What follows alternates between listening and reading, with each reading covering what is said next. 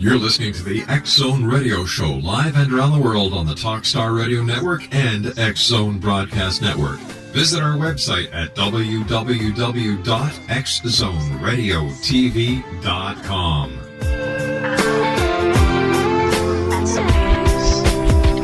Chill out, what you yelling for? Lay back.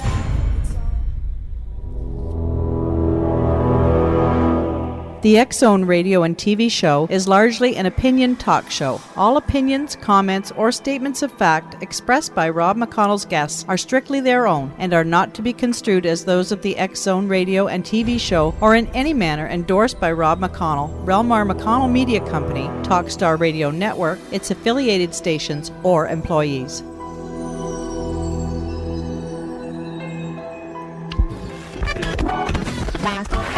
All Hit Radio.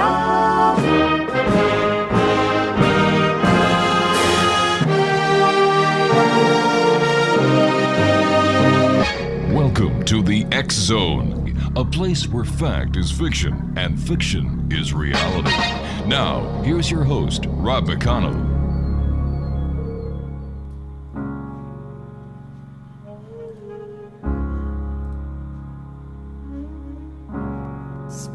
All your time waiting for that second chance, for a break that would make it okay. There's always some reason to feel not good enough, and it's hard at the end of the day. I need some distraction. Oh, beautiful release. Memories seep through my veins. Let me be empty. Oh, weightless, and maybe I'll find some peace tonight in the arms of the angel. Welcome back, everyone. My name is Rob McConnell, and we're coming to you live from our studios in Hamilton, Ontario, Canada, on the Talkstar Radio Network, Star Cable, and the X-Zone Broadcast Network. If you'd like to give us a call, our toll-free number worldwide is 1-800-610-7035. My email address is xzone@xzoneradiotv.com. On MSN Messenger, xzoneradiotv@hotmail.com. And our website, www.xzoneradiotv.com. And if you'd like to know what the latest news is on our television series, Paragators, visit the website at www.paragators.org. Exonation, my guest this hour is TRICIA McCannon. And TRICIA is a renowned American clairvoyant, historian, author, and teacher who has traveled the world in search of answers to the greatest mysteries of the age. As a dedicated researcher and mystical symbologist in many ancient paths of wisdom, she is known as the mysteries expert. She's appeared on over 150 radio and TV shows worldwide, and she is the author of 2 books. Her first book, Dialogues with Angels, and the acclaimed new book, Jesus, the Explosive Story of the 30 Last Years and the Ancient Mystery Religions. For the past 2 decades, she has been a headliner at conferences in Europe and America. Miss McCannon speaks on a variety of subjects, from connecting with your spirit guides to the 9 orders of angels, the wisdom of King Solomon to the return of the shepherd kings, the coming age of Aquarius to the quest of the philosopher's stone. Now, trained as an intuitive of many ancient streams of knowledge, including mystical Christianity, Native American wisdom, and the Shabda teachings of the Masters of the Far East, and the Goddess teachings, she has led workshops in transformation for thousands around the world. That's right, I said thousands around the world. A reverend in the International Assembly of Spiritual Healers and a bishop in the Madonna Ministries, her visually stunning workshops create a powerful synthesis of grounded and mystical wisdom. She is the director of the Phoenix Fire Mystery School and the author of a score of DVDs and CDs. She's given soul matrix readings for over 6,000 people around the world in her continuing commitment to personal empowerment, inner awakening, and world unity. She can be reached through her website at www.TRICIAMcCannonspeaks.com, and that's TRICIAMCCANNONSPEAKS.com. I'll be back on the other side of this 2-minute commercial break with Tricia McCannon as the X Zone continues for Wednesday, April the 21st in the year 2010. The X Chronicles newspaper comes out this Friday. Paragators TV show is going to be shooting our season pilot in the next couple of weeks. I'm very excited about that. And I've got to say hello to John Reynolds, who is one of the graphic designers. He is the edit master, and he is also one of the co-executive producers of the series. Another good friend of mine, Brian O'Day. I worked with Brian on Creepy Canada, and it's nice working with Brian as the co-executive producer of Paragators, and of course to the many experts that we have that are listed at www.paragators.org. I'll be back on the other side of this 2-minute break. Don't go away. Maybe I'll find some peace tonight.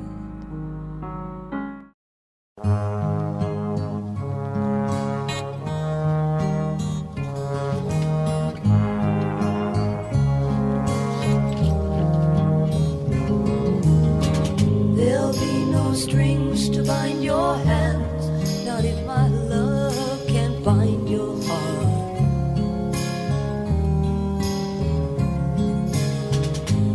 There's no need to take a stand, for it was I who chose to start.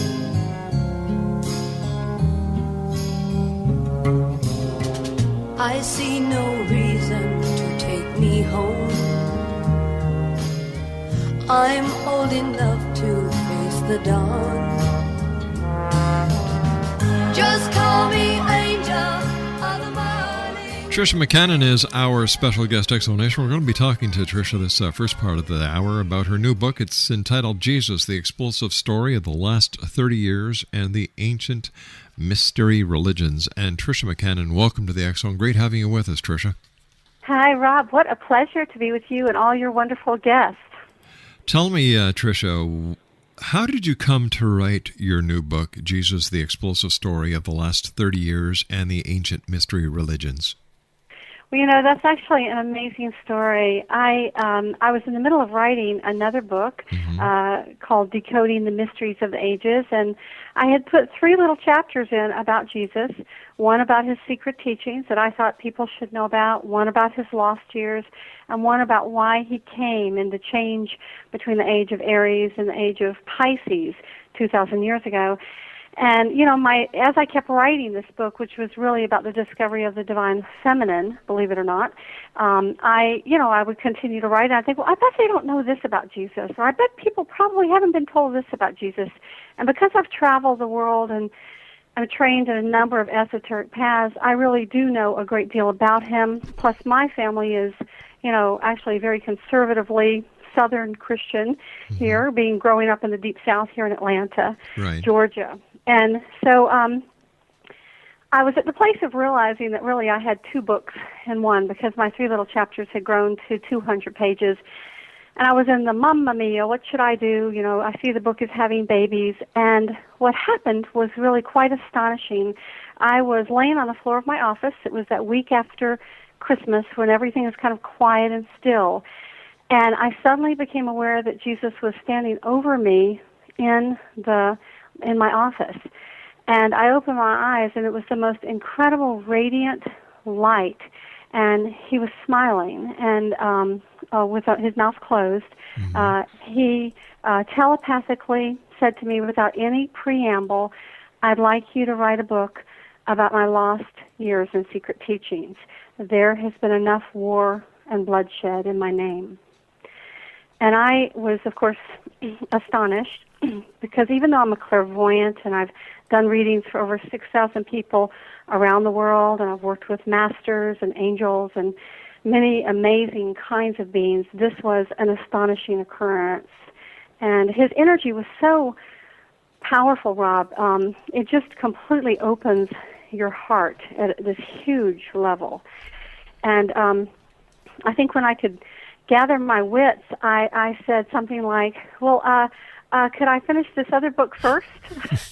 And, so mortal. We're so human, aren't we? Uh-huh. And I was so close to finishing that book. And he smiled and he waved his hand like, don't worry. It'll just take a moment. I'll open every door.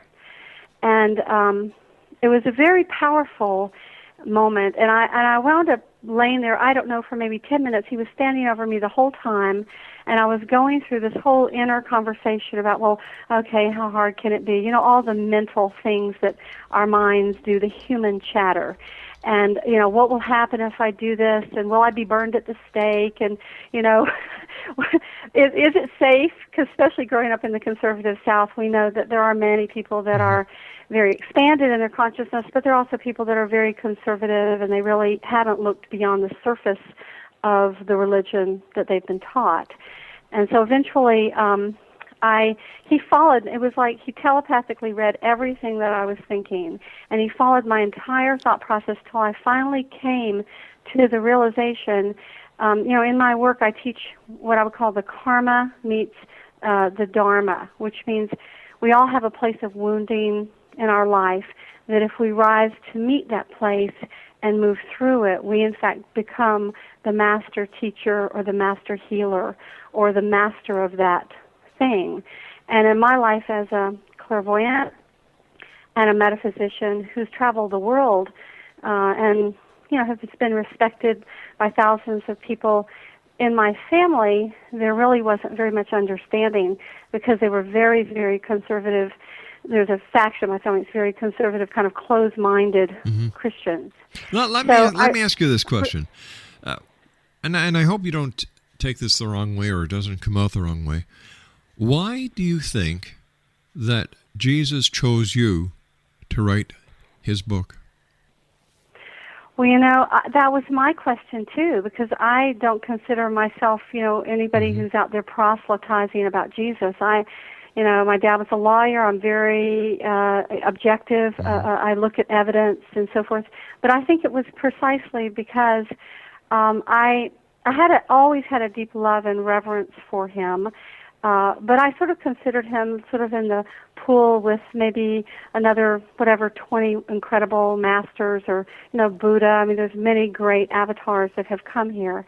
But I think because I first had an open heart about it, and because I had an understanding of the mysteries and I understood how everything ties together. In every religion, there is a golden thread of wisdom. The mystics or the masters that begin these spiritual paths have deep and profound truths. But over the centuries, these truths many times become diluted or distorted or dogma-sized. And, a few centuries later, the purity of the path is heavily compromised. So I think because I had been following the golden thread of wisdom through the Egyptian teachings, the Druid teachings, the teachings from the Far East, the mystical Christian teachings, the Native American, I saw how it all connected. Does that answer your question? As a little girl growing up, did you have any idea what your life was going to be like and where your gift was going to take you? Well, certainly, I don't really think I thought it would take me quite here. But I remember when I was about 7 years old, laying on the ground in the forest. I grew up across from a great forest and woods where I could see these divas and fairies, and then eventually these angels began to appear to me. And I talk about this in my first book, Dialogues with the Angels. And I remember thinking, oh, okay, I'm in this very conservative Christian family that is not going to really get what I'm about at all. But later, in the latter part of my life, if I can just hold true to the vision of love and forgiveness, if I can just pursue the truth no matter what, that eventually there'll come to be a great healing within my family. And so that's actually one of the things that's been happening that has been happening, I think, as a result of this book. And it's not just happening in my family, but in the hundreds of letters and emails and phone calls we get. It seems that there are all sorts of healing miracles happening around it. I think because of the presence of the masters and of Jesus that's woven vibrationally into the book itself. Tell me, why didn't Jesus, or maybe he did Jesus tell you why his story was not fully talked about in the Bible or written about in the Bible? Well, I think that if we look at the history of how the current New Testament that we have was created, as wonderful biblical scholars like Elaine Pagels and many other true biblical scholars have pointed out, the four Gospels that we have, Matthew, Mark, Luke, and John, were all what we would think of as the exoteric or the outer teachings. There was an esoteric or an inner teaching that was conveyed to his students and to some of his disciples and to some of his apostles. And those have to do with the light and sound of God. And of course, even in the Matthew, Mark, Luke, and John, we have references to where Jesus says, I am the light, for a little while the light is among you. I am the way, the truth, and the light. He gives indications. For example, he called his path the way. Yes. Well, Buddha called his path the middle way.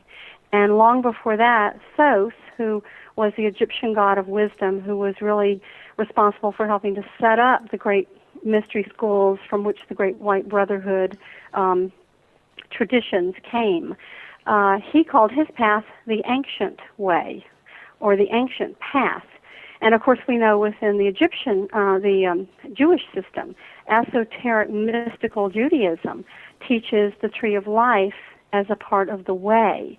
So this understanding of what this means, I mean, if in these esoteric Matthew, Mark, Luke, and John Gospels, the Synoptic Gospels, he'll say things like, for those that have ears, let him hear, or those that have eyes, let him see. These are codes to all the initiates that might be there that say, this parable that I'm telling you has multiple levels of meaning, and for the uninitiated, they will take it at an exoteric level. All right, now I've got another question for you here. How do you know that you were actually talking to Jesus? Did you see the wounds in the hand? Did you see no, So I didn't see that. How do you know that you were actually talking to Jesus and not, let's say, an angel or a messenger or an emissary? Well, I've seen angels since I was a little girl. As I said, I've had many profound, beautiful, beautiful angelic beings come to me, and I read for people. I've done over 6,000 reads around the world where I'll see angels come in, teachers come in, masters come in. Right. Some I know their names, some I don't know their names at all. But Jesus is a unique energy signature. He actually appears classic, very much like the classic portraits of him, with the long hair, brownish, blondish, with kind of hazel, blue-gray eyes. Yeah, but you see that doesn't make any sense because Jesus was Jewish. And of course, that's what most people think. Yes, yeah. Of course. But in Galilee, Galilee was heavily settled by the Gentiles, and most people don't realize that it was forced to adopt Judaism around 100 BC by the Maccabees. In fact, there's in the Old Testament, there's all these conversations. Okay, stand by. You and I have to take a commercial break. Please just stand by. We'll be right back after this commercial break with the news as the X Zone continues from our studios in Hamilton, Ontario, Canada. Tricia McCannon is our special guest. Tricia McCannonspeaks.com is her website. And we'll be back on the other side of this break as we continue from our studios in Hamilton, Ontario, Canada. Don't go away.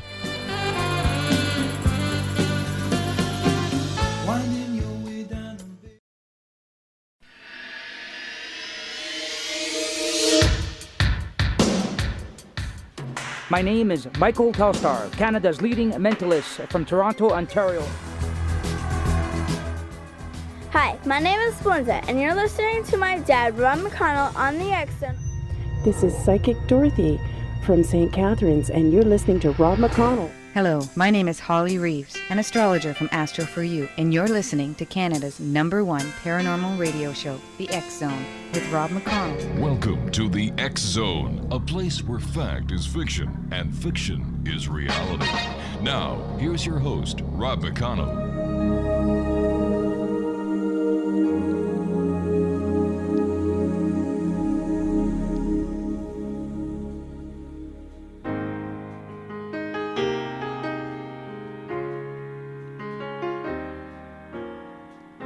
I was walking home from school on a cold winter day. Took a shortcut through the woods, and I lost my way. It was getting late, and I was scared and alone. But then a kind old man took my hand and led me home. Now Mama couldn't see him, oh, but he was standing there, and I knew in my heart he was the answer to my prayers. Oh, I believe there are angels among us, sent down to us from somewhere up above. They come to you and me in our darkest hours to show us how to live, to teach us how to give, to guide us with the light of love. TRICIA McCannon is my special guest of this hour, X Zone Nation. She is the author of Jesus, the Explosive Story of the 30 Lost Years and the Ancient Mystery Religions. Her website is www.triciamccannonspeaks.com. Tricia, thanks very much for joining us tonight. And I was wondering if, since you've studied all these different religions and you've traveled the world, is there a common thread between the different religious philosophies? And if there is, why are there so many wars in the name of religion?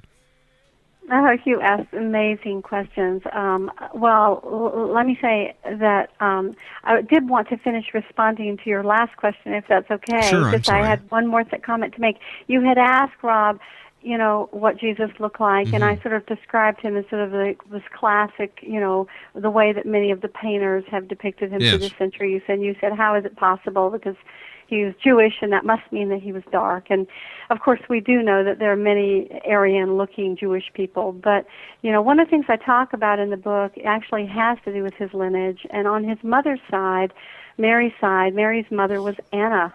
And Anna was actually a princess from the Celtic lands, from the Druidic path, who had left her husband and come down to be with another chapter of the Great White Brotherhood, the Essene Brotherhood. And she had remarried there, and Mary, of course, was a child of that marriage.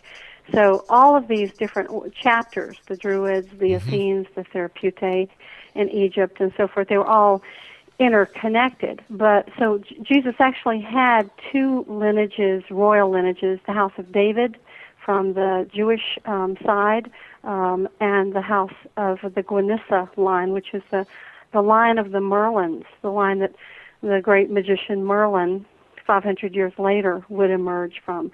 This is a line of the prophet, priest, kings, and seers. So I did want to just finish answering that great question you asked before the break. And I thank you for that. So now the exciting question is, what is the connection between all the paths? That's right. And if there is a common thread, how come there are so many wars in the name of religion? Well, I think that really has a lot more to do with the secular mind, power, control, politics, money, and religion's a good excuse. But many of the wars, as you know, that are fought are really fought over money. They're fought over resources. A country wants another country's natural resources, whether it's gold or diamonds or gems or oil, and they go and invade the country. And many times they use religion as the excuse for it, but religion is rarely the real reason, because all the great religions of the world basically teach peace. But, how many of us actually are actually living, let's say, just Jesus' teachings. Judge not, lest ye be judged. How often every single day do we find ourselves falling into judgment? Way too many.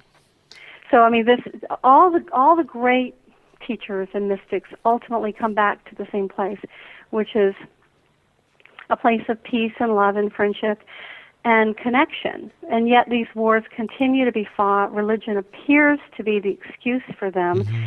And the people who really, grow up in them and are taught, fundamentalist in every path, not just Christianity, the Muslim path. They're fundamentalists in virtually every religion of the world. And those are people who believe that in the exoteric teachings, and they're literal. They're looking only at the literal interpretation without understanding that there is an initiatic tradition of deep wisdom that lies within, and that to really find the answers, they have to go inside themselves. And, of course, Jesus tells us this when he says the kingdom of heaven is within us. In the Gospel of Thomas, that's come out as one of the books on the Nag Hammadi text and the Dead Sea Scrolls, there's this whole thing where they're saying, where's the kingdom of heaven? And he's like, well, hey, if it's in the air, the birds are going to get there before you. If it's in the sea, the fish are going to get there before you. It's not anywhere in the physical world. It lies within ourselves. And, of course, he talks about how to actually activate this awareness. And he gives certain clues, but again, if you're not an initiate, you don't know what it means. He'll say things like, you make the two eyes into one. When you make the inner into the outer, and the outer into the inner, when you make the male into the female, and the female into the male, then you will see the kingdom of heaven. So this all sounds like gook if you don't know what it means, but the two eyes into one has to do with activating the inner eye, the third eye, in the center of the forehead. The male into the female, this has to do with the integration of the hemispheres of the brain and the sympathetic and the parasympathetic nervous systems, the male and the female aspect that lies within each and every one of us. And it's this integration that allows us to eventually, come to some kind of internal balance. Tell me, what was the most amazing, I mean, totally amazing part of the story that you were given, that you just heard it and said, is this true? Is this true? What really blew your mind? For example, was Jesus married to Mary Magdalene? Did they have any children? These are deep questions. Let me say that I don't spend much time addressing the Mary Magdalene issue in this book because that was not the intention. I had plenty on my plate without even getting into Mary Magdalene. Sure. However, as many of our listeners probably know, within the Gospel of Philip did say things like, the master would kiss her often on the mouth, and that the other apostles were jealous, and when they basically reproached Jesus about it, Jesus turned to them and said, you understand not the mysteries of marriage, telling us that this was more than likely, especially since the word that was used to describe her was a Latin or a Greek word that actually meant companion or life mate. So, the Mary Magdalene thing is a very big subject. Certainly she was a very high initiate. Jesus called her the one who knew the all. And the rites of anointing that she did, with the spikenard jar that's reported in 2 of the Gospels, where she anoints his feet and she anoints his head, this really all goes back to Egyptian rites of king-making, which were the Christed ceremonies. The word Christ actually comes from K-R-S-T, and it means to anoint one. And the Christians were originally the, let's say, worshipers of Serapis. Serapis is basically a Greek amalgamation of the Lord Osiris. Who was Osiris? He was the Lord of Light who waits in the halls of the dead to greet the souls, the one who sees purely into your heart through illumination, and who decides whether or not, when they weigh your heart against the feather of truth or the feather of Ma'at, at that point you either have had a happy life, your heart is as light as a feather, and you can go on into heaven because you haven't held your anger, your grief, your revenge, your hatred, all the things people can feel, or your heart is heavy, a heavy heart, a hard heart. And if you have a hard heart, guess what? You have to come back and reincarnate back down here and clean up your karma. So the Osiris was the Lord of Light who sits beneath the four spiked canopy. Okay, and if you go to the Vatican, of course, right in the very central hall of the Vatican is this four spiked canopy. And the reason, of course, they have this canopy is because if you activate your third eye and your pineal gland in the middle of your head, there is a canopy-like structure around the pineal gland. So when you raise your kundalini, when you clear your chakras, clear out your emotional debris, all these negative things we all carry from lifetime to lifetime, and raise your energy through the sushumna or the spine, and you eventually move the kundalini up to the third eye. And Jesus taught a path of awakening through the heart specifically. This was, the way he taught it was open your heart, and if your heart becomes open, then you will begin to open your inner eye as well. And with that action, you begin to activate this pineal gland. And this, of course, was taught in the great mystery schools, but it was very hidden because they understood that when you learn to activate this ability as a God man or a God woman, it gave you great powers to control the elements, to walk on water, to raise the dead. And this was not something that they wanted a bunch of dark magicians running around doing. So they guarded these secrets very preciously. This is why they had mystery schools. There were 3 levels to the mystery schools. And in my mystery school, I teach the Phoenix Fire Lodge. Once again, it's structured in 3 levels because that's actually the balance, divine female, divine male, and then the harmony or the mastery of the two together. Tell me, we've got so many questions that I'd love to ask you, but we have only an hour to do it. Do you believe, based on the book that you wrote, Jesus, the Explosive Story of the Last 30 Lost Years and the Ancient Mystery Religion, that we are in the end times? I believe that there, just like we have cycles within cycles, seconds within minutes, minutes within hours, and so forth, that there are the procession of the ages, the Great Procession, which is a 25,920-year cycle, that we are at an end of many ages. It hasn't just been the end of 100 years or 1,000 years or 2,160-year age of Pisces moving into Aquarius, but I think we're at the end of a 26,000-year cycle where we're up for graduation, basically. So will the Earth go on? Yes. Will there still be people on the Earth? Yes. But I think we're at a let's say an interdimensional doorway where we as human beings have a chance to graduate. And the Egyptian Book of the Dead and probably the Tibetan Book of the Dead that I'm less familiar with were basically roadmaps to tell you that once you had achieved the level of mastery, you had a choice about how to get off the planet. And in fact, the Great Pyramid of Giza, that has the shafts in the king and queen's chamber pointing one way and then pointing the other, these were the 2 great paths that were known in Egypt. The way of Osiris, which points to Orion, and this is the seat of the Galactic Council. So people who chose that way, once they achieved mastery, could basically decide that they so loved the Earth and the people down here that they could go up into the 5th dimension and stay as masters and try to inspire people from the 5th dimension down into the 3rd and 4th, or even from time to time take birth. These are the great bodhisattvas. So that was one path, the path of Osiris. And the other path was called the Way of Horus, or the Path of Horus.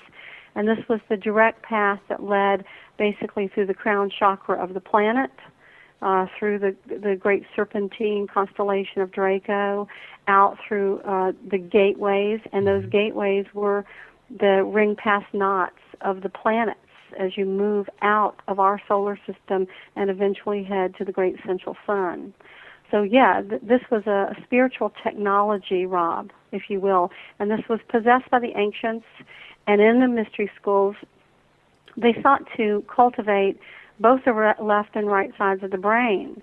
So you had, mathematics and sacred geometry and architecture and music and sound vibration and healing and herbs and plants and history and, all of these kinds of things. But you also had the development of the subtle energy bodies.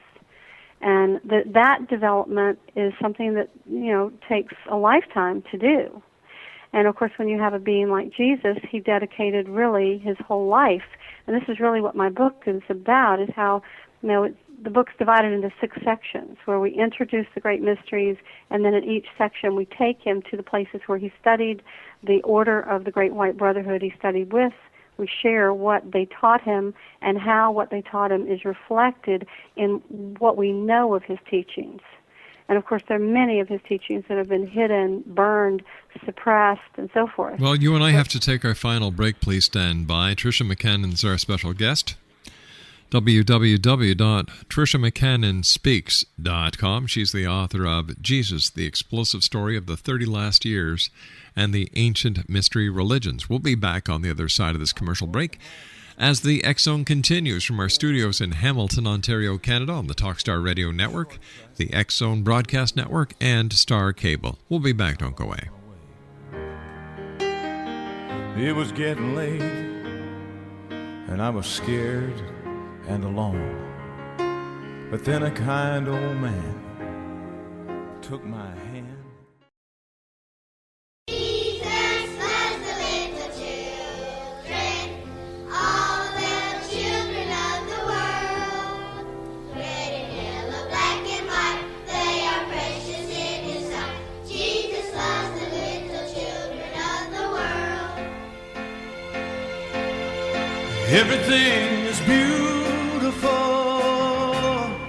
in its own way, like a starry summer night or a snow-covered winter's day. And everybody's beautiful in their own way. And under God's heaven, the world's gonna find a way.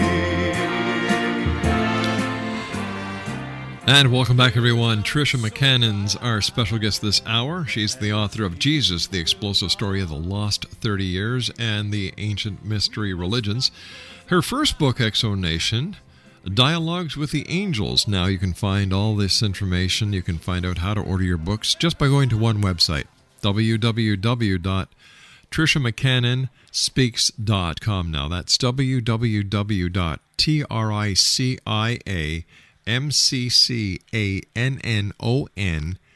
Speaks.com. It's that simple. First of all, Tricia, I want to thank you very much for joining us tonight. It's been a great pleasure having you here. It's been a pleasure for me too, Rob. You asked wonderful questions. I was telling you this on the break. Nothing superficial about your questions. So sorry if I've been a little labyrinthine in my answers, but they are deep. So, my dear, you need not apologize. Tell me, Trish, after writing this book, what is some of the feedback that you're hearing from people around the world who have read your book? Well, it's only been out about a month, and it's just been remarkable. I think I shared with you a little before the break that I had a prisoner on death row actually write me and tell me that he had a master appear in his jail cell in blue white light, and that the next night he'd been praying, just praying for his life, and the next night that he had heard me on the radio, and that he had ordered the book, read it 3 times in the last 2 weeks, and that he now really, had turned his complete life around and really wanted to become an initiate. And so that was very powerful. I had a lovely man from Utah call, a Mormon whose daughter had been in a coma for 3 days, a 10-year-old daughter, and when she came back, she claimed that Jesus had been with her for all 3 days and shared all these scenes from his life, and that when he heard me speak on the radio, I was describing some of the very scenes that Jesus had shown his little girl that most people know nothing about. So he said, he told me after he finished the book that he was up all night. He was so absolutely energized from the power of the light.